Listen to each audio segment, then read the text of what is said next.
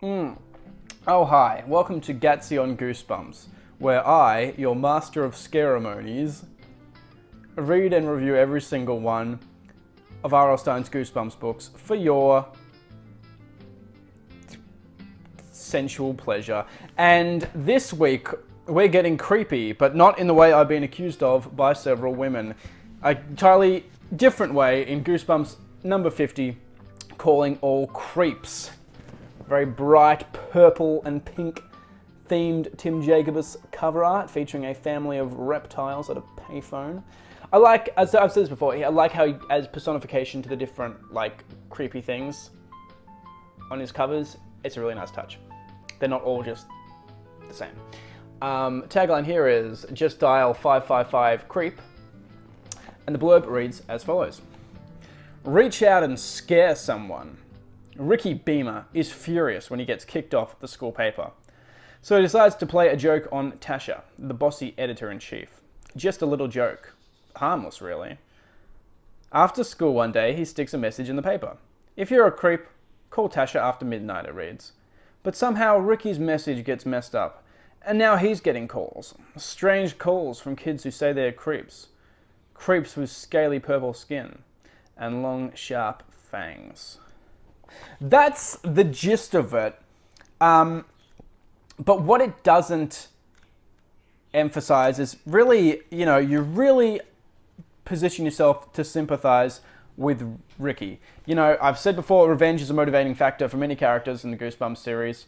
And, being bullied is not really sort of unique. But you really feel for this kid. Like, he is bullied mercilessly by the kids at school. They trip him and humiliate him in front of, like, the new girl. And, there's sort of two groups of antagonists. There's these four kids who, really, they're like a gang and they bully him. And then there's also the editor-in-chief of the newspaper, Tasha. And, Ricky has to stay on the newspaper because he needs, extra credit for school and stuff. But she's really bossy and really mean and really demeaning. Often it's the four kids that are getting him in trouble and she just blames him. And he's always getting called names like Ricky Rat and Sticky Ricky or Sicky Ricky, I think. Man, you feel for this kid. So to get back at Tasha, she's working at the newspaper late one night and he sneaks in through the window and just puts a message like it says, call Tasha. Calling all creeps. If you're a creep, call Tasha on this number here. I don't know what the plan was. Even if that plan worked, which it didn't, the end result is who's going to see that and go, oh, better call Tasha. They know who Tasha is. The paper's just going to people at the school. Who's going to read it and go oh, good, I'll better call her then. I don't understand how his plan actually works. But it doesn't work in the end because Tasha finds out about it and replaces her name and number with his. And he starts getting all these calls, sure enough, from people calling themselves a creep. They're always calling him in all hours of the day, like, I'm a creep, when are the creeps meeting? And he thinks it's just a joke at first. He thinks this is just more people bullying him, just making his life miserable. But then the four bullies, they isolate him at one time. And they're like, sorry, Commander, we didn't know it was you.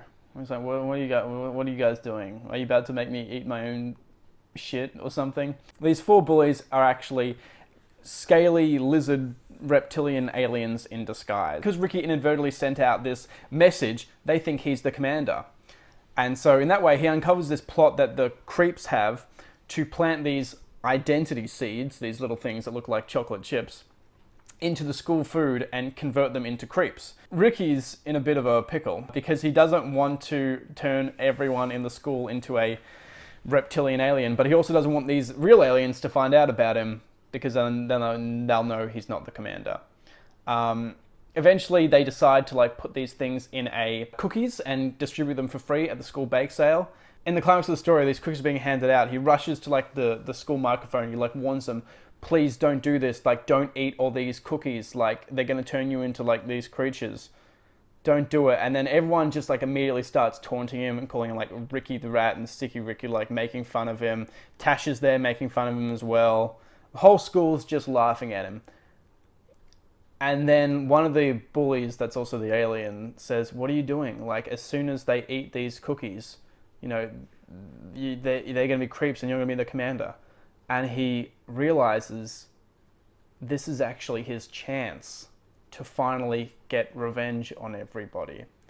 So not only does he stop and like let everyone eat a cookie, he eats one too, turning himself and the whole school into creeps, and he will be their commander. That's the end of the story. And I think that is so good. It's such a darkly triumphant ending.